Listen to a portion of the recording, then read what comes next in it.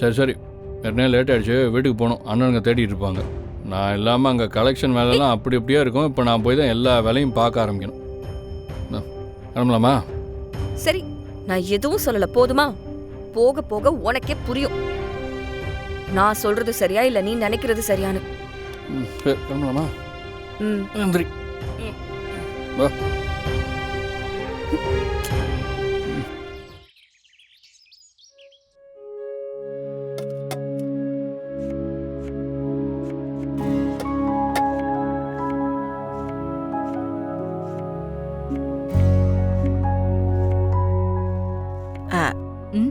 அக்கா, அரிசி திரும்ப வச்சிட்டேங்க்கா. நீங்க ஒரு விஷயத்த கவனிச்சிங்களா? என்ன? அதான்க்கா, தீனா மாமாவுக்கு நம்ம கருணா மேல எப்பவுமே ஒரு தனி அக்கறை இருக்குல்ல? அது வெறும் அக்கறை இல்ல, அவர் நிஜமாவே கருணா மேல அவ்ளோ பாசம் வச்சிருக்காரு. எந்த இடத்துலயும் கருணாவை விட்டு கொடுக்கவே மாட்டாரு. ஆமாக்கா, நானும் அதை பலமுறை கவனிச்சுதான் இருக்கேன்.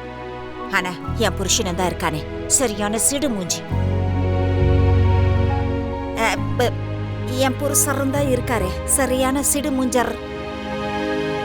கருணா அந்த ஆள் கண்ணில் பட்டுட்டா போதும், ஏதாவது சொல்லி கருணாவை திட்டிக்கிட்டே இருப்பாரு. அதனாலதான் என்னவோ தெரியல, தீனா மாமாவுக்கு என் வீட்டுக்காரரை விட கருணாவை தான் ரொம்ப பிடிச்சிருக்கு இல்லக்கா? இதை நான் பல தடவை கவனிச்சிருக்கேன்க்கா. சும்மா வீட்டு ஆம்பளைங்களை குத்தம் சொல்லாம போய் ஆக வேண்டிய வேலையை பாரு. குடு.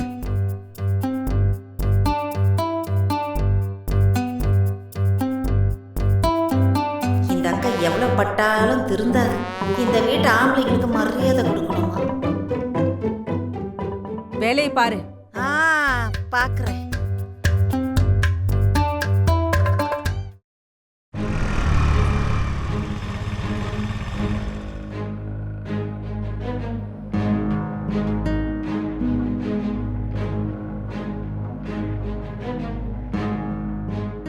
நில்லு, உள்ள வராத, அங்கேயே நில்லு.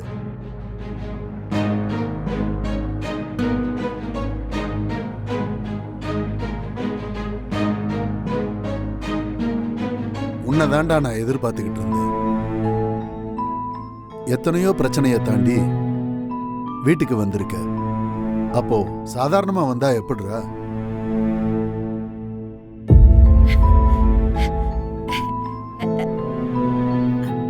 என்னம்மா பாத்துக்கிட்டு இருக்கீங்க? கருணா வந்திருக்கான்ல, போய் ஆரத்தி தட்டி எடுத்துட்டு வாங்க. டேய், கலெக்ஷன் போனோம், போய் வண்டி சாவி எடுத்துட்டு வா. சரிண்ணா. சரிண்ணா.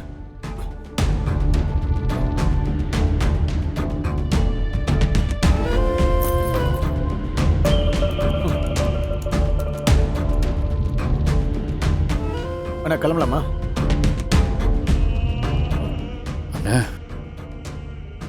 என்ன ஆச்சுண்ணா? நீங்க எதுக்கு நான் கலெக்ஷனுக்குலாம் போயிட்டு?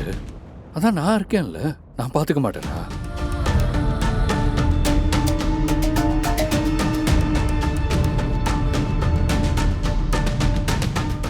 திவா, கேட்டிய?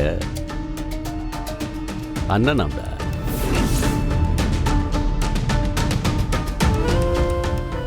யாருக்கு யார் அண்ணன்? உண்மையிலேயே நம்ம மேல மரியாதைய மதிப்பு இருந்திருந்தா நம்ம கிட்ட ஒரு வார்த்தை கூட சொல்லாம அவன் பொண்டாட்டிக்காக நேரா லாக்அப்ல போய் உட்காந்துருப்பான, அதுவும் கொலை கேஸ்ல. அவன் இஷ்டத்துக்கு பண்றதெல்லாம் பண்ணிட்டு இப்ப வந்துட்டான் அண்ணன் நொண்ணன்னு.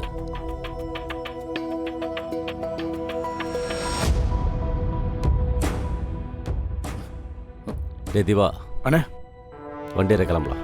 சரிண்ணே. அண்ணா சாரிண்ணே, ஏதோ தெரியாம பண்ணிட்டேண்ணே, என்னை மன்னிச்சிருங்கண்ணே. இனிமே உங்களை கேட்காம நான் எதுவுமே பண்ண மாட்டேண்ணே. டேய் வாடப்பலாம். அண்ணா அண்ணா அண்ணா, டேய் தல்ற அண்ணா. டேய், அவங்கள பத்தி தான் உனக்கு நல்லா தெரியும்ல. கோவத்துல என்ன பேசுறோன்னு தெரியாம பேசிடுவானுங்கள. நீ அதெல்லாம் மனசுல வச்சுக்காத. எல்லாம் போக போக சரியாயிடும். நீ உள்ள வா, சாப்பிடு. நான் தான் சொல்றேன்ல, வாடா.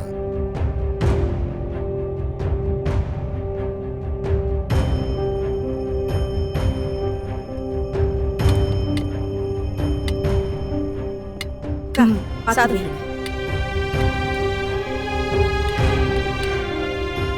போதுமா போதும்.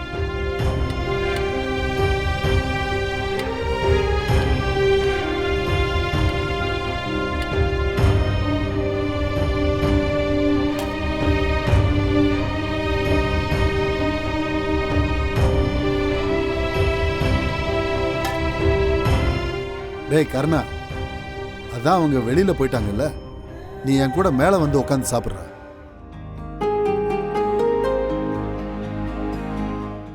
ஆமா கர்ணா, அவங்க தான் வீட்ல இல்லையே, நீ மேல உட்காந்து சாப்பிட.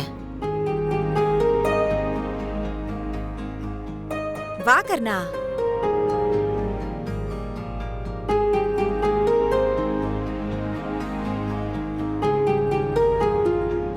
இல்லைங்கய்யா, எல்லாம் இருக்க வேண்டிய இடத்துல இருந்தாதான் மரியாதை. நான் கீழே உட்காந்து சாப்பிட்டுக்கிறேன்.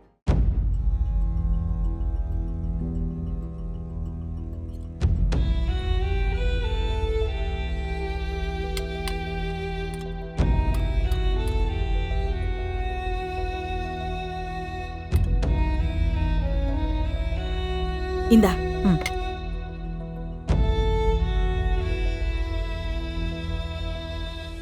டேய் கருணா, அதான் சாப்பாடு வச்சுட்டாங்கல்ல, அப்புறம் என்ன யோசனை? சாப்பிடுறா.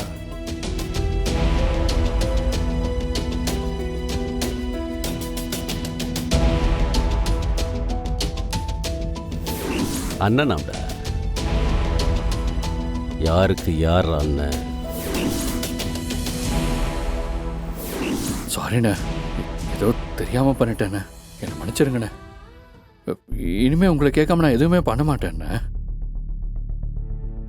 அண்ணி சொல்லுங்க அண்ணி. கர்ணா, காலையில நீ ஸ்டேஷன்ல இருந்து வந்ததும் உன்னை கவனிக்க முடியல. பத்தாததுக்கு நாங்க சமைச்ச எதையுமே நீ சாப்பிடாம வந்துட்ட. அது என் மனசை போட்டு உறுத்திக்கிட்டே இருக்குப்பா. என்ன இருந்தாலும் மாமா உன்னை அப்படி திட்டி இருக்க கூடாது. நீ எதையும் மனசுல வச்சுக்காத என்ன? சரிங்க அண்ணி. நடந்ததெல்லாம் நினைச்சு என் மனசு கேட்கல. அதான் உன்னை பார்த்துட்டு போலான்னு மாமாக்கு தெரியாம வந்தேன். மாமா கவனிக்கிறதுக்குள்ள நான் திரும்ப போகணும். நீ மாமா கிட்ட நான் வந்தத சொல்லிடாத என்ன? சரி, அப்ப நான் கிளம்புறேன்.